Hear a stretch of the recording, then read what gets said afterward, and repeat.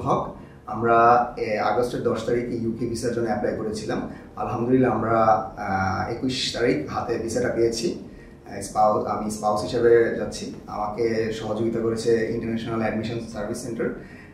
আমাকে সবসময় যোগাযোগ এবং যাবতীয় যে হেল্প প্রয়োজন হয়েছে সবসময় নাজমুল ভাই আমাকে ফুল সাপোর্ট দিয়েছেন। সো আলহামদুলিল্লাহ আমার জন্য আপনারা দোয়া করবেন যাতে আমরা সাকসেসফুলি ফ্লাইট করতে পারি এবং আমাদের ড্রিম জানি আমরা পূরণ করতে পারি।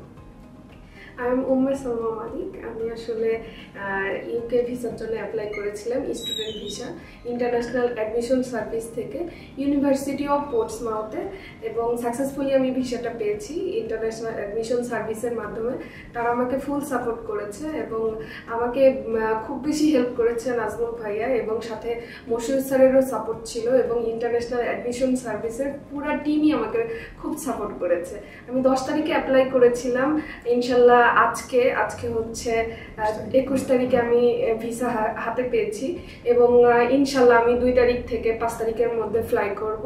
সবাই আমাদের জন্য দোয়া করবেন। Thank you.